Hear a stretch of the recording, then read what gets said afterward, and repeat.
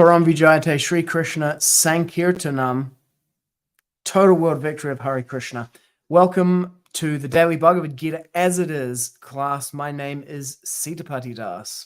And my name is Danna Devi. And this is Bhagavad-gita as it is 3.7. Loving the new branding. Doesn't it look great? Scrolling across the bottom there. Need another one flashing over here on the side or something. And I especially like this cool 70s kind of thing at the top, up here, over here, up here, here. Right here. here. Yeah, there. That one. Why do you have the color? What? Here. Yeah, of course. Over on the same side No, as you. it's here. Right there. Right there. Yeah, exactly. Oh, of course. Yeah, it's here. Here it is. This thing. Bhagavad-gita as it is. 70s kind of text, right? Let's bring it up. Let's do the verse. Okay, Bhagavad-gita 3.7. Bhagavad-gita, the beautiful song of God, the Srimad Bhagavad-gita, as it is by His Divine Grace Srila A.C. Bhaktivedanta Swami Prabhupada, and this is edition 1, first edition, Max 72. It's also lovingly known as. That looks beautiful, doesn't it? Amazing. Computerized version. Yastvindriyāṇi manasā niyamyārabhate rjuna karmendriyaiḥ karma-yogam asaktaḥ viśiṣyate. Word for word. Yaha. One who? Two. But. Indriyāṇi. Senses. Manasā. By the mind. Niyamya. Regulating. Ārabhate. Begins. Arjuna. Oh, Arjuna.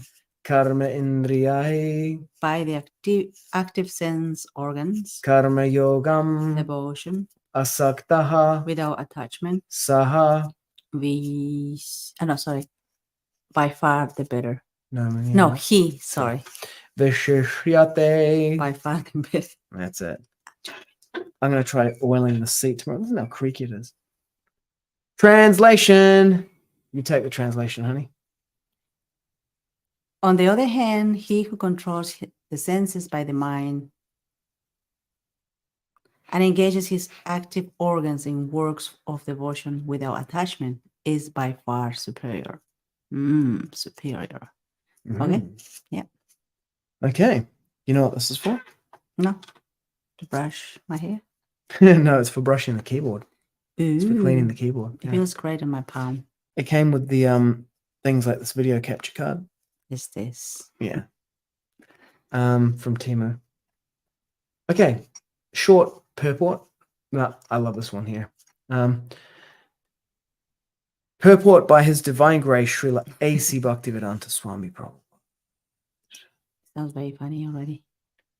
Instead of becoming a pseudo-transcendentalist for the sake of wanton living and sense enjoyment, it is far better to remain in one's own business and execute the purpose of life, which is to get free from material bondage and enter into the kingdom of God. The prime svārtha-gati, or goal of self-interest, is to reach Viṣṇu. The whole institution of varṇa and āśrama is designed to help us reach this goal. A householder can also reach this destination by regulated service in Kṛṣṇa consciousness. That's good news for us, huh? For self-realization, one can live a controlled life as prescribed in the śāstras.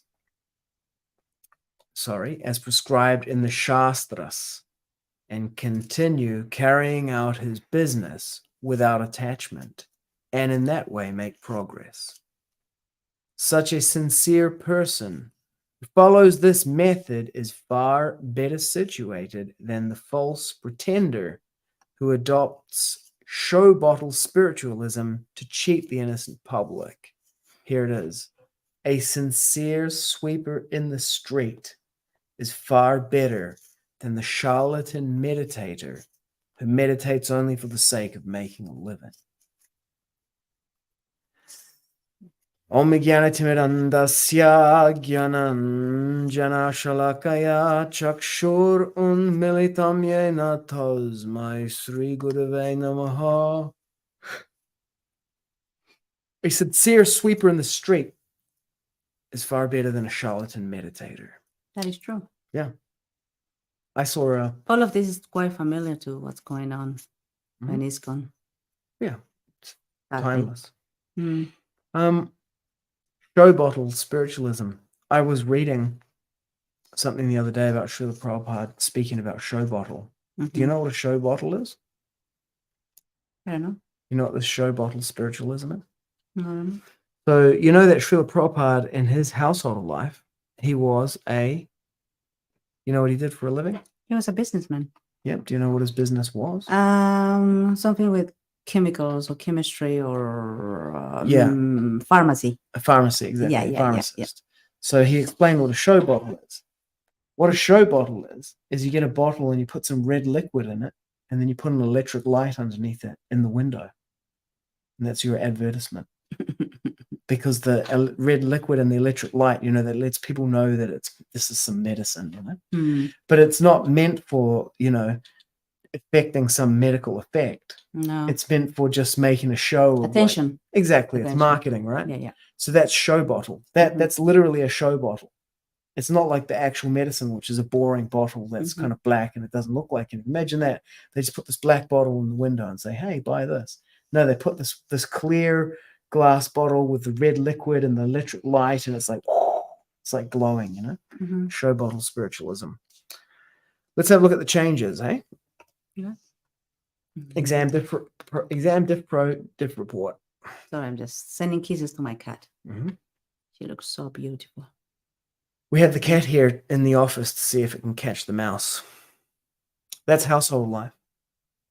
What? Having a cat?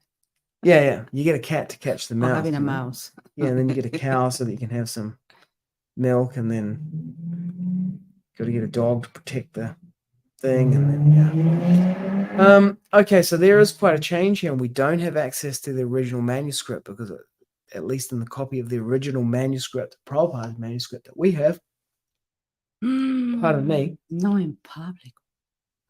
What's that? The pages containing these verses are missing. Oh my gosh. Okay, but oh man, so it's difficult. Well, let's have a look at. Well, no, because the changes in the translations were done after 1983, so you can't find them. On the other hand, one gentleman said to me on Facebook today, "You're a grown man, and you're intelligent. Why are you wasting your time with this?" I read that. Yeah. I read that. I was like, okay.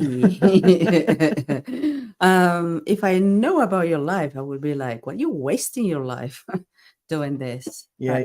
I don't think doing the Bhagavad-gita, reading this and scrutinizingly, yeah. Looking at it and the changes, I don't think it's a waste of time. Because that is our duty as grihastas to check what you're reading, not only as a grihasta, as a human being, just check what you're reading. Exactly. Does it make sense? Who wrote? Why the changes? Yeah. It's a common sense. You're like, no wonder why people just do whatever. Blind following and absurd inquiries are both condemned in this verse. That's the purport to 434.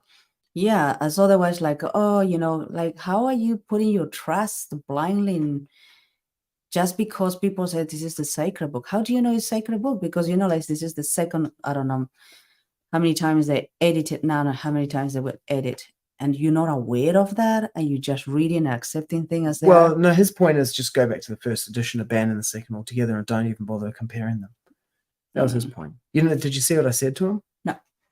I said, that's what I said. I said, pardon me. First of all, I don't mind you talking to me that way, but you got to understand that you're going to get a bitch slap right back because I ain't no bitch, and I'm not famous for being humble.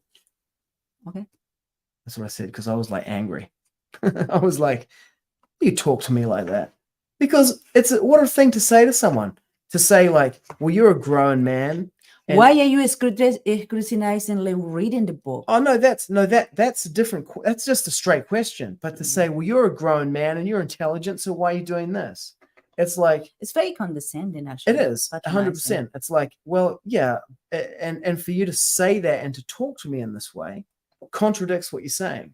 Like, oh, you're intelligent, you're a grown man. Well, I'm going to talk to you like this. I'm like, I got no problem. You can do that. But I ain't just going to be like, oh, I'm going to be like, we'll take the full power of this then. And that was okay. And he actually liked it. He doesn't mind. It's like, I'm okay with that. That's what I mean. I was serious. I was like, I don't mind people talking to me like that, as long as they can take it back. I actually like that. Happy are those kshatriyas to whom come unsought opportunities for battle, kind of thing. I was like, sure, man, let's do this. Let's just step out into this comment thread for a minute. So I was like, sure, I can. So I said this. I said, sure, I can give the no-brainer answer of like, oh, all the changes are unauthorized and it requires no further thought or investigation. I can do that. But because I'm not stupid, I can also do this as well. Which means that I can answer the questions of people who are like, but what about the specific changes, What about the changes? And I can actually describe them in detail. And, there's a whole thing that I went into after that. And then one of the things that I said there was, lastly, we're teaching our children to use their intelligence so that they can arrive at conclusions that are a synthesis of Shastra conjunctions, empirical observation, and logic. Like, we're teaching them to think and to come to that conclusion independently. Not that they're just going to go, well, my parents believe in the first edition, and then some other kid's going to be, well, my parents believe in the second edition, and then what? They're going to My parents doesn't believe in anything. Yeah, exactly. It's like, okay, yeah, I've examined it and I have a reasoned, thoughtful position about it anyway. And then the other thing about it is this: there was more condescending stuff. It was like, well, you might have encountered it as a second generation devotee, and it's like, okay, whatever, man. I don't think you're a second generation, are you? Yeah, that's what they call it. Oh, second generation. Oh, okay, yes. I thought second generation means the previous first devotees, the babies. Yeah, exactly. But you're not a baby of the body. Yeah, I'm initiated by an initiated disciple of Srila Prabhupada. So I'm a grand disciple of Srila Prabhupada. Oh, okay. Yeah, second generation.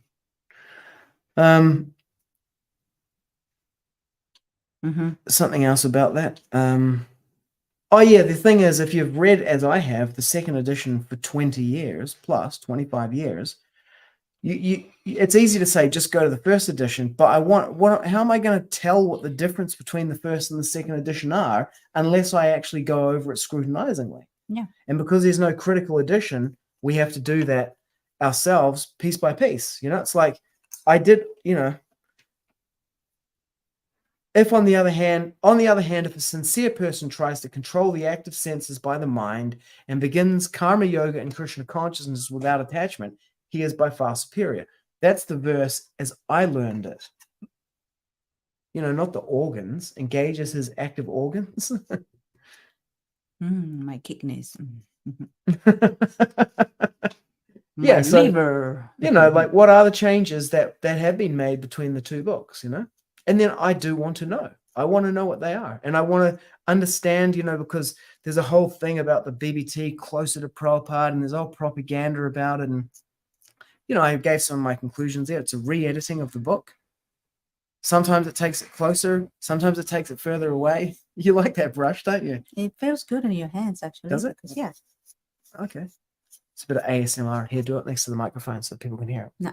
No, come on. No. It's like the people do ASMR where they like, ASMR? I don't know what it stands for. Something sensory motor. I don't know.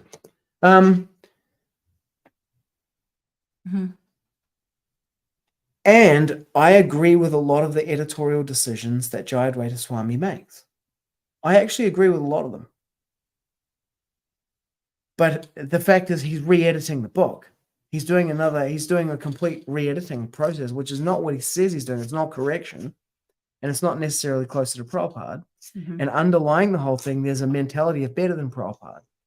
So once you go, okay, it's all the changes, are unauthorized, but then there are some corrections that do need to be made. Anyway, that was a exchange that we had on Facebook. And then that's what I said to Muchukunda, because he was like, I'm upset. You know, I spent 20 years memorizing, whatever it is, 15 years for him, memorizing these, you know, the wrong book or whatever. I said, look, you know, it's like, this is your opportunity to rediscover the thing newly, to look at it from a completely new angle and rediscover it to another level. Like, you know, earlier I cited that verse, happier to those kshatriyas to whom come unsought opportunities for battle, opening for them as they do the doors to the heavenly planets. And also, happy are those devotees to whom come unsought opportunities to dive deeper into the nectar of Bhagavad-gita as it is, on another level. Yeah. Okay. We have no way of evaluating this. Maybe we could attempt to evaluate it based on, you know, I would say, and I'm speculating here, but this is a speculation that's based on, you know, like machine learning, you know, like ChatGPT 3 or 4, ChatGPT. I didn't know you could do that. Are you breaking it? Is that going to break it? No, it's flexible, like me. Okay. Flexible like my mind. Your mind's not flexible. What do you mean my mind is not flexible? It's not flexible. Yes, it is. How do you know that? How do I know that my mind is flexible? Because, you know, I can be like, yeah, I completely reject the, you know, the editing, the re-editing of the books. And I also can study them to see, you know, how it is. And I can be like, you know, yeah, I agree with Jayadvaita Swami's editorial choices here. And like, I don't know, I think that demonstrates a degree of flexibility. Yeah. So there's my grounding for that assessment. Is that your mind or is that your opinion? That's my opinion about my mind, which makes it both. Your answer was incorrect. So, you know, you see how it has in Kṛṣṇa consciousness. Now, I'm basing this on having, at this stage, analyzed, you know, at least a chapter's worth of these kind of things. This in Kṛṣṇa consciousness comes from, I'm going to say it comes from Srila Prabhupada's manuscript, because I've seen that before in another change where it got whacked in like this. It begins karma yoga in Kṛṣṇa consciousness. So if we have a look at the karma-yogam devotion, let's have a look at these ones here. Karma-yogam devotion. Karma-yogam devotion. Karma-indriyaiḥ. This the active senses. Indriyāṇi means the senses and karma means action, right? Acting. So karma-indriyaiḥ, by the active sense organs. And then again here it says by the active sense organs here. So that's probably Srila Prabhupada's original translation. But you see in here it says by the active, engages his active organs. But in the second edition it's been, and begins karma yoga. But here it says engages his active organs in works of devotion. Here it says and begins karma yoga in Kṛṣṇa consciousness. In devotion in Kṛṣṇa consciousness. You know, this here actually for me, in reading this in the second edition, this is like, it was kind of like, I would like to see what Prabhupada originally wrote here, because this chapter is called Karma Yoga. And then you get into it and you're like, okay, great. It's going to explain what karma yoga is. But instead of defining karma yoga, it just starts to use the term without defining it. And I was just left with like, what is this even talking about? Whereas this translation from the first edition, it just straight up tells you, controls the senses by the mind and engages the active organs in works of devotion. He controls the senses by the mind. Yeah, that kind of makes sense because, you know, the senses is here, the mind is here, the intelligence is here, and the soul is here. So it's that like the, yeah, what do you call it? The mind controls the No, senses. the stratification of, of the, I don't know what to call it. Yeah, the first edition is way better than this. The what? The first? The first edition, yeah. On the other hand, so they're both the same there. On the other hand, Mm-hmm. he who controls the senses by the mind and engages. So this is very simple to understand. The person, who does two things: controls the senses by the mind, Mm-hmm. and engages his active organs and works of devotion without attachment. Yeah, it makes a lot of sense. So Without it's a attachment, person right. who does two different things: controls the senses by the mind Mm-hmm. and engages the active organs and works of devotion without attachment. I mean, The senses by the mind and engages his active organs in works of devotion. Yeah, Yeah. you're like, what kind of organs do you have? well, yeah, it means active senses, but active senses it hasn't been really defined, But active organs, sure. Active organs sounds a bit, like you said, the kidneys.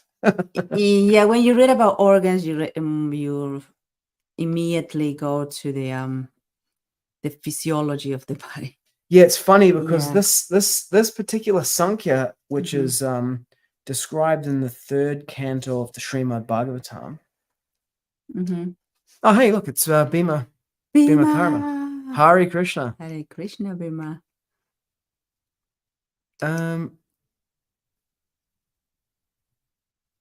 Oh, yeah, okay, this is a nice. Yeah, okay, this was with reference to my exchange with that guy.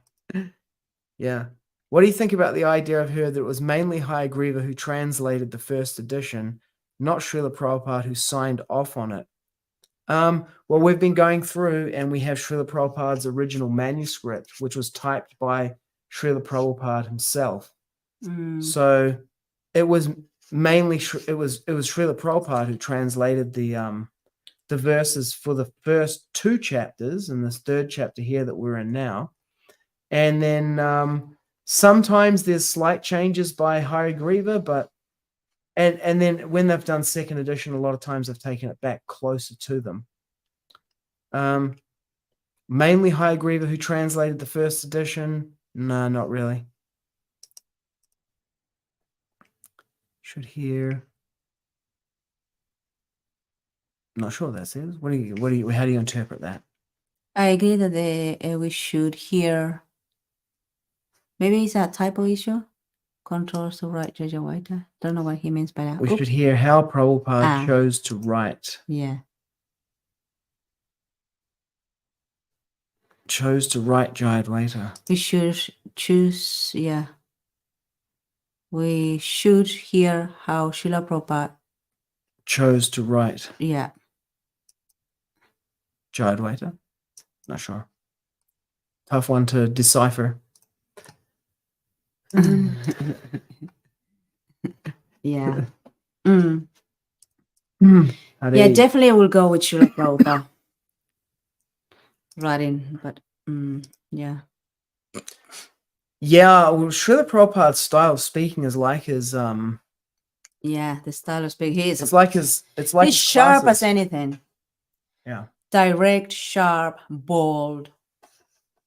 I would like to see this because this is actually it is a challenging one to translate for a non-Sankhya trained audience because that there are 10 senses or 11 senses or whatever it is, because you got like more than 10 senses. Well, there are 6 senses grouped about the mind, 5 senses grouped about the mind: Shrotram, Chakshra, Sparshanam, Rasanam, Granam, Avacha, grouped around the mind, like Shrotram, hearing, Chakshra, seeing, Sparshanam, touch, Rasanam, taste, Granam, smell, grouped about the mind. And those are the receiving senses. And then there are the active senses, which is like Vachanam, speaking, moving around, like manipulating things, evacuation, and reproduction.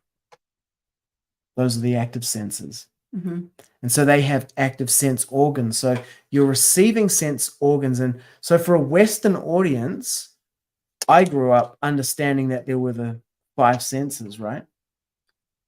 The idea that there were these active senses for interacting with the world, manipulation, and they have sense. The hand is a sense organ, an active sense organ. not simply for receiving from the world, but for interacting with the world, going out into the world, speaking, Mhm. you know, walking around, evacuating, sense, reproducing. So engages his active organs. Like, what would you say? You can't say his active senses because a Western audience doesn't have active senses. Well, that's because they don't know that. Yeah, exactly. But now they know. You have active Yeah, senses. this concept here, karma-indriyaiḥ, is foreign to Westerners. I know. Indriyāṇi is in receiving senses. It's like, yep, everyone knows that. Karmendriyaiḥ, no. Mhm. So active organs, kidneys, liver, no. Organ, there's only one thing that active organ engaging, without attachment and by far superior. Here, organs is wrong. Karma-indriya are the externalized faculties like mouth, legs, hands, etc. Yeah, that's why this is so challenging to translate, because what would you call that?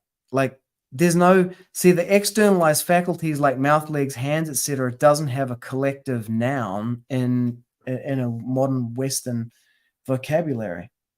Your body, your limbs. You know, it's like, you know, like you can say the senses, and then people are like, okay, yeah, that means like seeing, touching, tasting. You know, but I can understand here when he said active organs, because my organ that it's reproduction, eating, and my organ that it digesting, eating prasad and digesting, my organ of my mouth. Yeah, those are not really, but it's not an organ though, right? It's like there's just no. But I think he tried his best. Probably he didn't find any other word to describe that. Yeah. What does the other gentleman did? Well, he says that begins karma yoga in Kṛṣṇa consciousness, which is even worse. It's so conceptual and so technical that, you know, you could kind of puzzle something out from active organs. But I'll tell you what, just from hitting this in the Gita and going, begins karma yoga in Kṛṣṇa consciousness, WTF is it even talking about? Like, there's this, like, especially because the chapter is called karma yoga. It's like, what is it even talking about? I know he's talking about the active senses, you know, the sense of hearing, and, you know, of the sense of speaking, smelling, all of those senses. Yeah. And the organs of who is the, you know, there's the organs, I guess. But yeah. Any other name to that? I don't know. I just find it quite difficult. Which organs? You know, like the hands and the feet, and, you know. I know reproductive organs, you reproduce in children in Kṛṣṇa consciousness. This is a great point. Hey, yeah. Bhima, would you like to come on and join us? We can invite you on as a guest. Do it. Let me send you a message. Fan number 1, do it.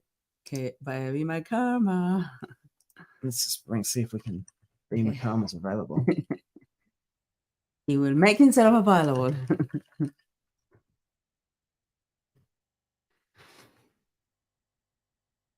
Oh, yay! Epic. There you go. I messaged you the link to come on. You have 2 active fans here.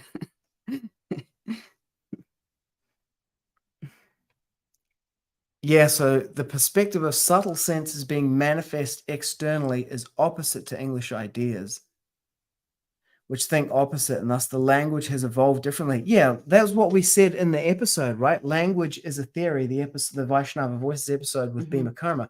Language is a theory, and it shapes how we can even conceive of the world. Yes. How we perceive it, and then what we can even conceive of. Nothing exists without word or language. Facts. Yeah. Yeah. So it's a tough one for them to I sent you a message with the link in it, Bhima. And yeah, so but I think the first edition has done a better job of communicating it. And so, you know, and that's a matter of opinion. We don't have the manuscript to see whether this one went closer to Prabhupada. But again, it's an editorial call, and Prabhupada's not here to make this one, and they're just making these kind of calls. I without- wonder if Garuda Prabhu has it, because he says I have the original transcript. I wonder, we can ask. Yeah, that'd be interesting. You never know. Without attachment, he is by far superior. So I just think the first edition one is like, and it's much closer because, you know, like you got indriyāṇi, manasā, niyamya. Did you send a link to him? I did, yeah. Okay. Where? Messenger? Yeah, look here. See? Messenger. It's there. Okay. Okay. So. Yeah, so in the Sanskrit it says indriyāṇi, manasā, niyamya, which means, here we go. Viva Karma, let's bring him in. Hare Krishna Prabhu. Yay! Very well, welcome. Welcome.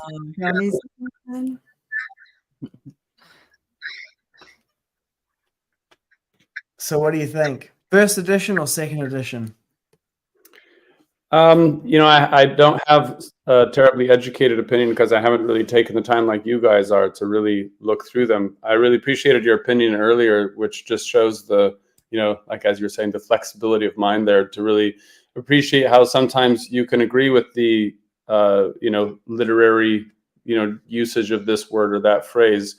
However, you know, the flavor of how Srila Prabhupada expresses himself is getting lost. And I think that was a really essential point, right? Like we want to hear, you know, Prabhupada's mood, his use of language and so on, because there's a subtle, right, whole perspective that's coming through. And we want to, right, he's not available to us personally. And so we want to get as much as we can of the way he would talk. Yeah. Yeah, I mean, it's actually disturbing to sometimes see in the editorial notes because, see, we have also this annotated, this is the 72 edition annotated by Jayadvaita Swami with his explanation of why and how he changed things. Right. And sometimes in here will say, well, yeah, this is what Prabhupada said, but this is the wrong word, you know? This is the right word. A better word is this. And it's like, dude, you might think that, but like, it's not your book to say that, you know, especially if he's not there to verify it. His own Bhagavad-gita then. Yeah, exactly. He should. Yeah. Yeah. Yeah, totally. I don't think it would be powerful, I tell you that. Yeah, I mean, I think that all of us have a very personal way of expressing ourselves with language, whether it's a first or second language, and whether you could pick faults with any of us in our literary choices is another whole conversation. But right, there is a certain personal flavor and mood that comes through with a person's writing and speaking style. And I think that's really what all of us want, is to, whether we even agree with Srila Prabhupada or not, we want to hear what he said and how he spoke and how he explained himself and how he saw these things. And the organs is an example here. I think this is also a good example of a bad change between the two books. Right. Because I do remember, I remember reading this chapter and just going, what is this talking about? Because this is like, this chapter is called Karma Yoga, right? And so I'm like, okay, great. He's going to talk about Karma Yoga, what that is. Right. But it's kind of like self-referential because here it just says, tries to control the active senses by the mind, which is indriyāṇi, manasā, niyamya. Okay. Ārabhate begins. But then the second part is karmendriyaiḥ, karma-yogam, asaktaḥ. So karmendriyaiḥ, karma-yogam, which is engaging the senses of action. But the senses of action have been removed from this second edition. And instead it just becomes and begins karma yoga and Kṛṣṇa consciousness. What does that even mean? Like, I thought you were going to define karma yoga, but you're just using the term in the definition. Whereas the first edition says engages his active organs in works of devotion. Yeah. Yeah, basically yoga being translated as devotion there. Yeah. Yeah, karma-yogam is, devotion. But the idea of the karma-indriyaiḥ, and that was kind of the point we were discussing before, like that collection of the externalized faculties, as you put it, like the mouth, the legs, and the hands, etc., it just doesn't exist. There's no way to refer to that in English. Well, I mean, one of the things I really always appreciated about Srila Prabhupada's, translations, because as I got older, I studied a lot of other translations, is that he gives the word for word meanings and everything. And so there's a real connection that we can get, because really we do want to upgrade our language to a more Sanskrit kind of perspective, even if we're just speaking in English. And here you can see that, okay, karma-indriya by the active, but even their active sense organs, right? And it's like liver and lungs and stuff, or what here? They're active. My Mine's lungs. active. Yeah. It's a point, because it's referring to karma is activity. And so it's really people who are more oriented on activity are going to be approaching the, bhakti from a more active standpoint, versus the dhyana yoga chapters deal with people who are going to be more active in the mental field. Yeah. So it's a sticky point here. To edit it or not edit it is still, though, I think, this is Prabhupada's language and his way of, explaining himself. And, fine, go in your class or write your own little commenting book. There's many historical cases where people will take, the acharya's commentary that's given in their lineage and do a further, they call it like a tika, which is like which is basically a glorification of that commentary, but by putting further explanations and realizations of their own underneath it. That's what Garuda Das wants to do. That's his approach of the annotations. Yeah, there's a long tradition standing of that, and it makes perfect sense that all of us are going to be reading Prabhupada's books and have our own perspectives and thus realizations, but we don't want to just swipe out what Prabhupada said. We want we want to keep that above and pay homage to that. Yeah, that the book or the transcript of Srila Prabhupada should be intact, no scribble, nothing, intact, sacred. Nobody touches, nobody does anything. Or intact, right? Because that's what we're speaking to and about. Now, if you want to do your own transcript or your own speculation or your own or reference to it, Commentary. or your commentary or commentary, whatever, just photocopy it and write your own. Photocopy it. Because what they did before, I don't know, this is my questioning here. What Srila Prabhupada type could be the photocopy of the original one. They cross it out and did whatever they needed to do. And because my question is, if you are dealing with such a sacred book that is for the 10,000 years of the golden age or more, how is that possible that you just took it like any book or writing, and then just you started scribbling around, crossing and deleting with a pen? Oh, you're talking about this. So this is the this one, no, the other one, the Srila Prabhupada's one, the original manuscript. The original. You see what they do here? Well, he asked them to. But I wouldn't even touch it if it's original. I wouldn't even touch it. I will get a book of this, and then that book actually touch it. But the original, what Srila Prabhupada written, I wouldn't touch it at all. I wonder if they could mimeograph it at that time. I have no idea, because that's the most intelligent part. They didn't have photocopier machines then. Yep. Okay, if they didn't have photocopying machines, how do they retype it? Do they retype it everything? All the Bhagavad-gita? Yeah, they had a mimeograph, I think it was called. Okay. Even if you do that book, then you can use it as your correcting book rather than the original manuscript. Right. And I think there is a lot of things going on behind the scenes here, because it will be so, in my opinion, it's a bit harsh, so dumb, such an amazing book as this to be just tainted with all of these things. Look at it. Like, how could you even dare to do that? Anyways, it's just me ranting. I hate what they did to Srila Prabhupada's book. Yeah. Yeah, I mean, I think we all want authenticity. And in saying that, I think we all want to know how Srila Prabhupada was wanting to express this and what his understanding was. And if there's something post Srila Prabhupada being personally present, he made a lot of adjustments. Like I remember just last week I was listening to a class and he was like, oh, this has been wrongly printed in the book. We're going to have to edit this, so on. He put the wrong word in here and so on. But now he's not here. And so it's like, okay, who's the unelected, bureaucrat who's in the office somewhere who just like basically made themselves the person to make that change? And what about anyone in this huge, world here who could do a better job of that? And then it just becomes a complicated mess.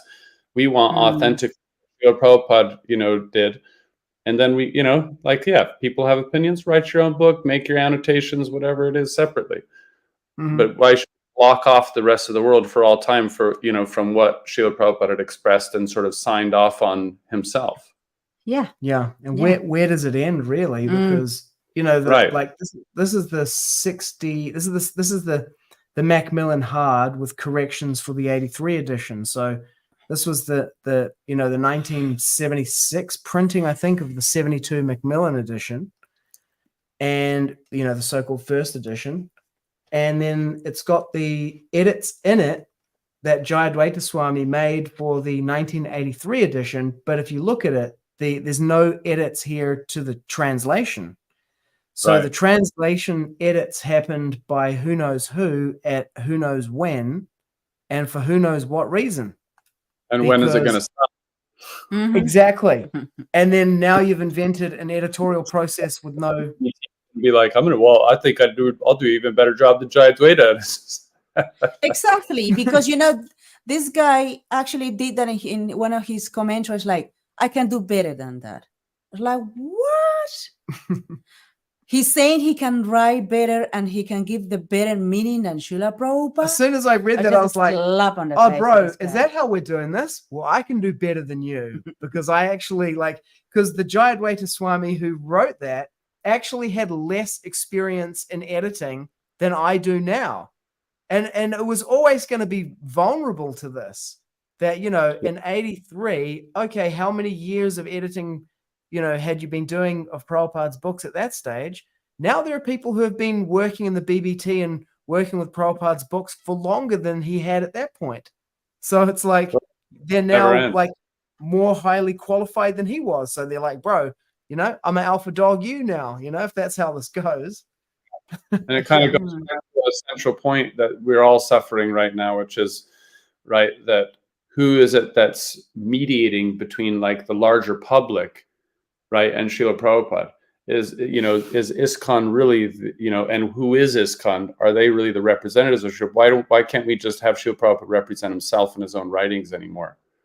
Oh, yeah. Did you see what happened with Amoga Leela? Now we're just going to get into the Gramyakata 100%. Did you see what happened with Amoga Leela in India? No. He gave a class and he said Vivekananda, he was saying, it was in Hindi. Catch one thread on that. Yeah, okay, yeah, he got kicked out because he said something against Vivekananda, and basically ISKCON's PR department didn't like that they were basically putting ISKCON to look like we're against Vivekananda, because then they're in bad color with the whole yoga scene. Well, it wasn't the yoga scene. It was like Indian Ramakrishna Mission supporters and, large public. And I mean, I watched it. I don't speak Hindi. If you see it, you'll understand it because you speak Hindi, right? Yeah. Yeah, but it's pretty low key. He's just like, what kind of a saintly person eats a fish, He's like, fish have got feelings, and it's going to hurt their feelings if you eat them. So what kind of a saintly person who's meant to be like Karuna Purusha or something, I heard him saying in there, is going to eat a fish. And then he says something else about Vivekananda, about his Jato Mat Tato Pat or something. Yeah. Saying, any path takes you there kind of thing, whichever way you go. And he kind of says it with a Bengali accent. And he's like, kind of mocking it. It was kind of lighthearted and funny and everything. But, some people took it the wrong way and complained. And then what the ISKCON temple president guy there did is he released like a public statement saying, that we don't want to hurt the religious sentiments of the devotees. And we think he's a great, blah, blah, the saintly person, this, that, and the other thing. And he says, Amoga Leela has profusely apologized and for his offense and to do prayaschita, he's going to withdraw from social life for 1 month and go to Govardhan, completely secluded, to atone for his offense. And Amoghadeva apparently is like, bro, that's not even what I said. I just said I was going to Govinda Paragram to get the guy off my back, I didn't apologize. I apologize for absolutely nothing. He's kind of like that. But this guy's come out and said that in public. And that's become the whole angle. Next minute, in India, they're printing opinion pieces in like major newspapers saying, ISKCON preacher Amoghadeva has said this, but the founder of the movement actually went even further and called Vivekananda a rascal. And then they've pulled the quote out of the database from a conversation, where Prabhupada goes even harder than Amoghadeva does. And then they're like, in the next half of the article, they're just like big upping Vivekananda the whole time. And it's like, what's ISKCON going to say now? Now that you've said that we don't want to offend him, what are you going to do? Are you going to roll out Prabhupada's arsenal of what are you going to say now? Throw Prabhupada under the bus, That's right. I mean, I think, you could be whatever. Again, we're into this kind of conversation about opinions of how to go about saying things. You could use tact and be like, hey, we understand that there's a whole generation of people that are, fans of Vivekananda and his sort of philosophy, and some of the things he did for Indian history, are seen as quite important. And at the same time, from our perspective, as Vaishnavas and so on, and having as a part of our core essential values, vegetarianism and so on, we hold this critique and basically find fault with this aspect of his whole darshanam, his whole philosophy and perspective. Period. Hey, he may be a good guy or not. We're talking about his ideas that he's promulgating here, and see them as contradictory to Vaishnav Dharma. Another way to say it, but definitely Srila Prabhupada, he had two, right? Srila Prabhupada would say heavy things, and sometimes he would correct his disciples around him, say, you shouldn't, be critiquing people who are kind of like bigger caliber than you. And at the same time, there's also a context there that at that time, how long had his disciples been practicing Vaishnavism or studying, and really understanding the intricacies, not just of the philosophy Prabhupada was giving, but of the, the larger Vedic perspectives. Literally minutes. I think a lot of people are really afraid and cowardice. There's a big cowardice that I see, and this is my opinion, on the way that people are representing Srila Prabhupada's opinions. Whether we agree with them or not isn't the point, right? It's like, if you want to hold a position as a representative of Srila Prabhupada, right, then represent his opinions. And you don't even have to say these are my opinion, but here's how Srila Prabhupada's take on it, and here's how he spoke about it, and we can talk about it. But instead of that, right, they'll just lie about what his opinions are and completely misrepresent him and try. Well, I think ISKCON should be representing things this way for whatever political agendas are here. Yeah. Well, Srila Prabhupada did write a letter in 1976 to Jayapataka Swami, and he specifically and explicitly said, we should not criticize the Ramakrishna mission publicly because they've got so much support in India that they will be against us if we do that. Right. So, I mean, but, at the same time, I'm kind of like, sure, you set up the ambush. Opinions, right? Huh? That's tact. Like he's saying, be careful about how you, because, we're also trying to teach here, and people's sensitivities, ignorant as they are, may be hurt, and that'll turn them away from us. But he's not changing his opinion. We can be clear about what his opinions are here, Yeah, exactly. And the way that they responded to when Amoghadeva did that, I mean, for sure, talk to the guy, in private or whatever, and say, hey, let's avoid this in future. But to go out in public and disavow him like that, and to disavow Prabhupada's position, it's like, you probably shouldn't have, given the Sunday feast saying that the moon landings never happened. That was probably not the Sunday feast lecture to give, and Prabhupada didn't lead with that either. But now that it's out there, and that I've got the guy in my face from the TV news station, with a thing in front of my face, I'm going to say to him, listen, the whole thing about going to the moon it's a complete distraction. They're using it to take money off people. It's bread and circuses. Of course, they're cheating all the time. If you just look in the news, you'll see the Harvard business thing, the academic cheating scandal coming out. It's all simply cheating, and they're robbing the people, and the government is not taking care of people's spiritual welfare. People should understand that they are not the body. Go on the offensive. Okay, you don't need to double down on the moon landing was faked, right? But like, now that the mic's in front of your face, like, deliver the messages from the book, you know? Don't go, oh, we don't believe that. We're a and then just whatever they're saying. Prabhupada wouldn't come out and say that. Prabhupada would come out and, you know, preach the message of the Bhagavad. Now that I've got the mic, you know, you're not the body. Kṛṣṇa is the supreme personality of Godhead, you know. In the age of Kali, chanting his holy name in the form of the Hare Krishna Maha mantra, Hare Krishna, Krishna Krishna, Hare Hare, and they're like trying to pull the mic back, Hare Rama, Rama Rama, Hare Hare. You know, it's like that. Yeah.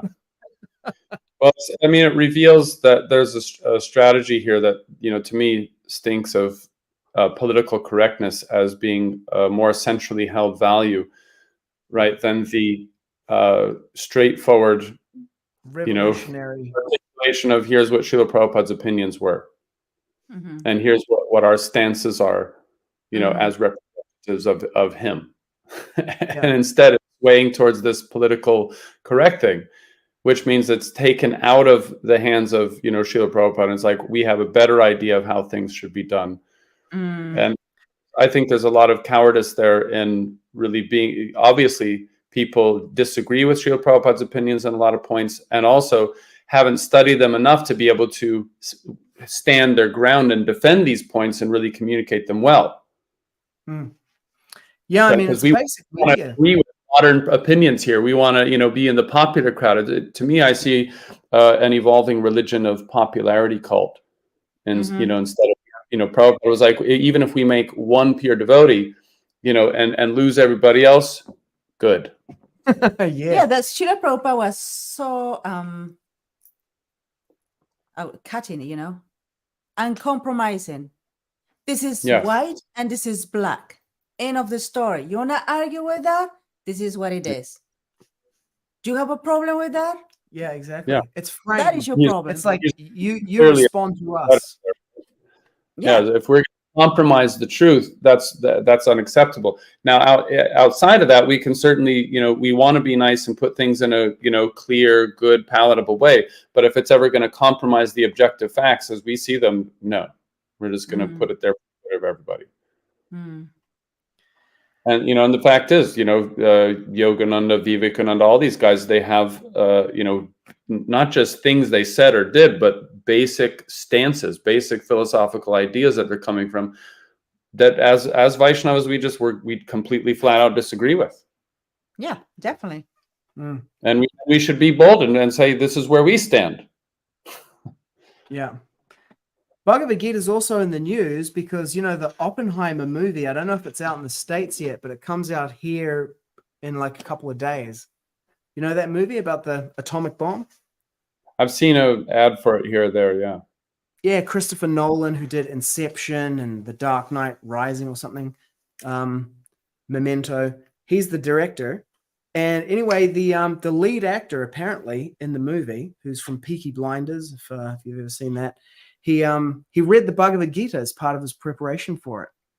Because of course Oppenheimer was like a great reader of the Gita, and even recited a verse from the Bhagavad-gita when the first atomic bomb detonated. He said, "I've become death, destroyer of worlds." Yeah. Which maybe that is the first edition translation. No, and of course this all happened prior even to the first edition coming out. So Bhagavad-gita is kind of in the spotlight in the for zeitgeist. Yeah. Well, I think that there's definitely some deeper issues at foot, which is why this is, you know, this conversation of Gita translation, you know, Prabhupada's original words versus edited editions is such a big deal, and taking decades to sort of debate. There's a real big, deep sort of rift that everybody senses in one way or another, you know, that there's a departure from something essential here, and there's certainly a departure from clear principles. You know, whether we can argue about what, you know, whether it's a bad thing or a good thing or what it is exactly, but there's clearly a fogginess about what is ISKCON, who is ISKCON, what are the principles, where does it stand, and therefore being a clear measurement that's open to all of us of what's good or bad and right and wrong, instead of that being some type of conversation that can only be had behind closed doors, right? If I tell you, here are my values and principles, now you can very clearly judge me by my own values and principles. But if I withhold those from you and I'm just giving you the decisions, right? Really no. And so what I'm seeing is cloudiness now.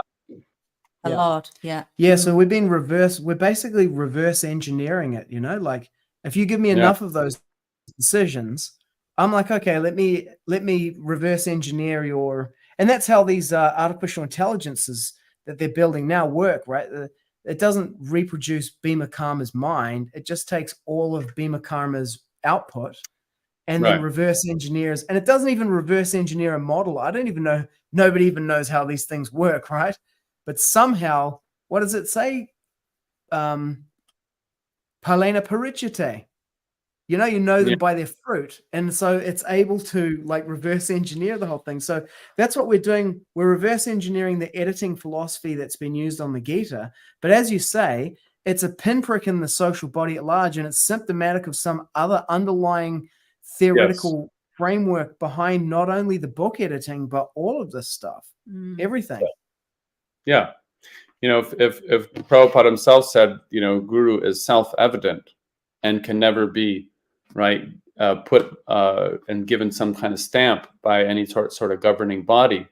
And yet here we are basically giving people multiple choice and saying, here's the, you know, I'm going to give you the guru list, right? Then we've basically effectively, right? We can understand from that the definition of what a guru is has been completely changed from Srila Prabhupada's definition. And that's, I mean, for example, you know, and when a guru is supposed to be, you know, having, you know, humility, pridelessness, nonviolence, all this kind of stuff, you know, and then it's like, okay, when people get murdered or when people get, you know, abused in different ways, and they're just like mum's the word and even covering it up and denying it for decades at a time, you know, it's like, where is this, you know, society, and where is this management body really standing? And we can even like use our own like little, you know, logical algorithm and you know, take note and say, okay, here's some key choice points. You know, when drama came and they chose this, they did that, so we can understand their value system to be here and here. If the value system were kept intact and not mingle or try to get away from that or pretend we following that, things shouldn't be happening the way it has been happening for many, many years since Srila Prabhupada left. And you know, this chapter, what number are we? 3? Hey, Rupert's 3.7, right? Rupert's tuned in. Bhagavad-gita 3.7. When I read this one, I was like, this is what's happening right now. The pseudo-transcendentalist, the sake of wanton living and sense enjoyment. Yeah. And the other part is pretender, you know, like this, the false pretender who adopts show bottle spiritualism to cheat the innocent public. And that's exactly what's happening, you know. There's just cheering and cheating. People are just so naive to understand. I don't know what. Maybe it's Maya that is covering them up. They cannot see the obvious. And then these people are just like so great at manipulating, at pretending. That what's really appealing to a great large group of masses is people who are bold enough to come out and speak their opinions, right? Without words, without being afraid of, you know, people disagreeing with them or with the people who own these big corporate media companies who are, you know, taking away platforms. Right. And so it's like, it seems like the ISKCON sort of, you know, upper class there are basically steering things more towards this politically correct agenda, which is really steering them away from actually being popular with the masses. They've gone from taking over the world, which is Prabhupada's mood, world conquering, Digvijay, you know, Param Viśiṣyate Sri Kṛṣṇa Sankirtanam, to trying to make sure that they have a place in the world as it is. And as the Great Reset happens, the Asuras are reformatting the world with their totalitarian vision of control. And these guys want to make sure they have a place in that. Basically, they're auditioning for the role of Shukracharya, the spiritual master of the demons. Yeah, we're a garden variety of, like, I'm a materialist and I have a nice Kṛṣṇa feather in my hat that makes me like a special. Yeah, exactly. Yeah, we'll do the Kṛṣṇa version. We'll keep the Hindus and the, we'll basically keep this Hindu population diaspora under control for the New World Order. Is basically what they're and all of these religious people meant when he said, the Western civilization must be crushed. Yes. Yeah, exactly. It's like, because our conversation really is about, what is that root perspective upon which this entire cultural system is resting. And we're looking for a transformative perspective on the whole thing, not just a little, minor different opinion inside of that. Yeah, exactly.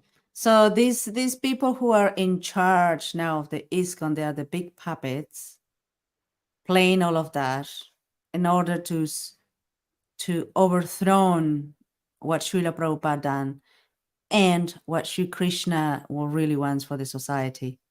They just, destroying it. And we've been reading the Guns, Gold, and God, Volume 5. And after we had our conversation on Vaishnava Voices the other day, I was like, okay, let's get that and read that one, I really appreciate the way Henry Dr. Ski Rishikesh Das has written that, because it's like Rashomon, He's like, this guy says this, and he's like, this other guy denies that it ever happened, which means one of three things. Either, this guy, the first guy's version is wrong, or number two, the second guy has forgotten that it happened, or number three, it did happen, and the second guy is lying about it. And it's like, leave it up to him. He says himself, right? He's basically liking to be seen as a historian. So he's trying to present things more from an objective standpoint and not mixing in his opinions and so on, and just trying to basically successfully collect perspectives and present them openly and the facts as they're known, which is great. Yeah. Yeah, and now I know of one person who's mentioned in there who reportedly said about his version of history that it's sensationalized and subjective, and then I read it and I'm like, it doesn't seem to be to me. It seems to be quite objectively put. So draw your own conclusions about that. About pitching, because it's kind of like there are lots of people who have opinions about the first and second editions and the changes, but they've never actually read them or investigated them. And it's the same kind of thing with that book there. Like, I had actually, because I read Monkey on a Stick, back in the day, and that's pretty sensationalized, lurid tabloid kind of thing. But and I had painted in my own mind Dr. Ski's books in the same. I was like, yeah, it's Monkey on a Stick, like as an extended like mini series kind of thing, the extended universe. But no, it's not. It's very well written. The other thing we recognize in that is the way they speak, these leaders. I can hear it now in the present. Some gurus saying the same, the way they say things, the way they convey things. Oh, the plausible deniability. Plausible deniability. The way, oh my gosh, it's like, whoa, I hear that. I observe this. Sure, most of them are coaches telling them what kind of language they need to use that basically, doesn't let them be liable legally for different things. Yeah. Oh, yes. You know what? I recognize them. I recognize one person. That's why when you were telling me something and I was like, I know exactly how that went, the exact, in case it's on the wiretap, later on they're like, you got nothing on me, nothing, Yeah. It's real Godfather type stuff. It's on a wiretap kind of a thing, right? Yeah. only highly manipulative people can use those things, sentences, and way they manipulate people and how they only want to get out of need it. to do things. Huh? Because a thoroughly honest person, right, knows what they're talking about and stands by what they're talking about. And if they're wrong, they want to be corrected. Yeah. Exactly, because Yeah. they're interested in the truth rather Yeah. than forcing a particular outcome. Mm. That's a brahmana. Socrates and Aristotle and everybody agreed that democracy was the worst form of government because basically it's simply a structure which leads to a competition of who can manipulate and control the less intelligent masses. Mm-hmm. And that's Yeah. literally what I see kind of, that's my opinion, what ISKCON is kind of steered towards. Yeah. Should we link it back to the verse somehow? This is going to be a challenge now, how to do that. I have to bow out because I have another appointment coming right up. Thank you so much for including me today. Thanks for Pleasure dropping in. Yeah. Appreciate it. Awesome. Drop in anytime. Okay. Enjoy the rest of your day. Hare Krishna. Hare Hare Krishna. Krishna. Thank you. Haribo. Okay. Okay. Rupa, We want to pull in Rupa, see if Rupa can come in. it's 10:40. Okay, it's too late. We've got to go to bed. Yeah. Next time, Rupa, Yeah, we'll get let's you to do that. jump in. Yeah. Here we go. Pull this comment in. Kali Chela Satanists are a dark bunch. Oh yes. Conclusion, first edition rocks. Way better, way Um, harder. What was the thing? Present application or Contemporary application. contemporary? Yeah, a sincere sweeper in the street is far better than the charlatan meditator who meditates only for the sake of making a living. I've used this so many times in coaching devotees. I'm like, just keep it real, man. Yeah. Just keep it real. The way to make progress is to acknowledge where you actually are and not to pretend. It's like I was saying to Prahlad the other day. If you have low performance and then you put lying on top of that, it holds the low performance in place. There's no opportunity for elevation of performance at that point. It's only by acknowledging where you really are and going from there. That's why it says, well, here it says a sincere street sweeper, right? But in another place, is it here? It says a sincere street sweeper. But if we do a search on the database, because this is the way I remember it, on a street sweeper. Look, letter to Karandara, it just comes straight up. It would be better for you to be a street sweeper and earn an honest livelihood instead of cheating. Yeah. Instead of earning your livelihood by presenting yourself as a Vaishnava, better you become a sweeper in the street and earn your livelihood. It is better to become a sweeper in the street than to be a false Vaishnava. Mm.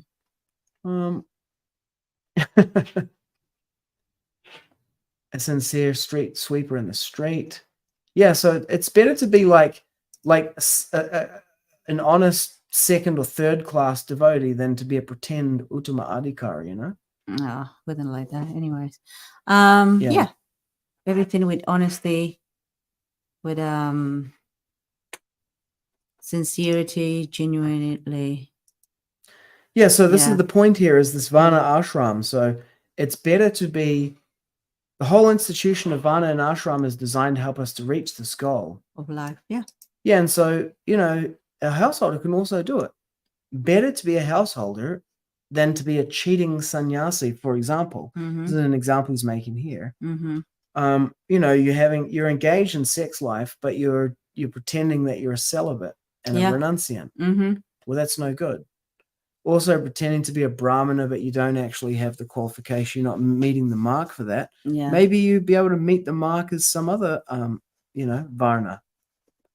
You know, like there's responsibilities, and there are just responsibilities that go with each of them. Mm. And if you can't meet the responsibilities of one, maybe you can meet the responsibilities of another. Yeah. And do that. So keep it real. Yeah, keep it real. It's better to keep it real than to pretend to be something that you're not. That's the They become more powerful when they become genuine and real and simple, authentic. Just more powerful than pretending, you know, like going all in saffron and you have your tilak and you lay down in front of the deities and, oh, you have this saintly face and you do all your mudras and you repeat all the Sanskrit and you teach about this, and then you go to the house and you just like watching your porno or doing some other stuff, or thinking about sex and thinking about ladies or guys. God knows what else you think, but then you just like get married and strongly continue with your life with your wife in Krishna consciousness. Oh, here's a contemporary example of that. Okay. Arjuna Maharaj, Mhm. who was a sannyasi and is now Prem Prayojan Prabhu, he got married. Mhm. So he's just like, okay, Yeah, it's real. keeping it real. Yeah, it's real. You know what? That is a way more. That's a really good example. And he's- Okay, you choose to be a sannyasi to a certain extent, and then you recognize, hey, you know what? I'm not up gonna for do this. it. Yeah. There is a soul that I would like to be together and continue my life in Krishna consciousness. And I'm marrying this lady. I'm taking seriously in this Vaishnava. That's a great example. It's powerful because he's Yeah. continued to preach, whereas others who took sannyas and then, went out, fell down from sannyas, Mhm. disappeared altogether. I know. Whereas he it takes a lot of courage actually It does. It does. to go back and Yeah. to do what he did. Yeah. I don't know the details. Brajadam reminded me the other day that we met him in Auckland in like 1999 or 2000 Mhm. when he was Arjuna Maharaj. Mhm. And now he's Prem Prayojan, yeah. Good on him. But to go back from that would have really, it's like, how can I describe that? It obviously would take a lot of courage and humility. For sure. Yeah. For sure. And it's a great example as well to the young generation of guys, Yeah, for some time you can keep it. You can keep it to develop your Krishna consciousness, read more because you have more time, and great. And then when you need to move on to the next school, which is the Grihastha school, do it with courage, and do it with pride. Rupa said, I told Prabhu Viśṇu to do the same. Who is Prabhu Viśṇu? Prabhu Viśṇu Swami was a GBC and ISKCON guru, and then he got married, Mhm. and now he's still an ISKCON guru, and he's kind of big in Russia. He's still married. He's married now, yeah. Yeah, just, what is the embarrassment about it? Mm. Why do you have to feel embarrassed to be Grihastha? My gosh, you become more powerful. You have your wife. As a couple, you directing people, females and males. Yeah, that makes that possible. Yeah. Otherwise, it's very dangerous, and you can't deal with both. You can't deal with everyone. It's 50% of the people. No, what is a sannyasi doing talking to a girl, a lady? What is a sannyasi dealing with little girls and hugging them and putting them in the lap? It is just like, why are you doing that? Because the scripture says, do not do that. Stay away from this because the senses are powerful. But they're doing this thinking that like, oh, I control my senses. I'm a superior. Like, I don't think so. Apparently, Prabhu Viśṇu was going to leave and become a Buddhist otherwise. He married a woman from Thailand. I'm glad he didn't. Thanks for doing that, Prabhu. Prabhu Viśṇu Swami, to me, it's like, I was like, yeah, man, just keep it real. What a great, he's just a sweet devotee. That's my experience of him. Other people might have a different experience, but my interactions with him were awesome. Well, should we wind up because we got to go to bed? Or should we get Rupa to come on and keep going? No, it's Double 10.7. down? Let's do it next time. Okay. Next time, Rupa, we'll invite you in if you've got a camera and a microphone. Love to have you on the Bhagavad-gita class. Why not? Okay, let's go back to the verse and finish off. Okay. Better be a street sweeper.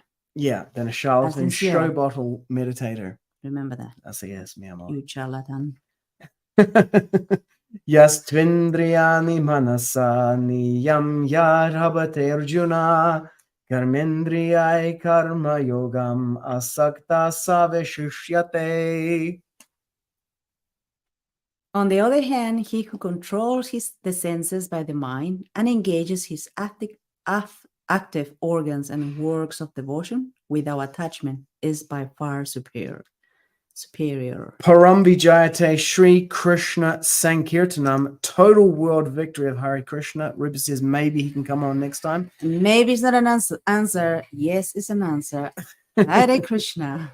Hare Krishna, thanks for tuning in, and we'll see you next time for 3-8. I'm not sure who's giving that class, but someone is tomorrow. Someone. Yep. Haribol. Haribol.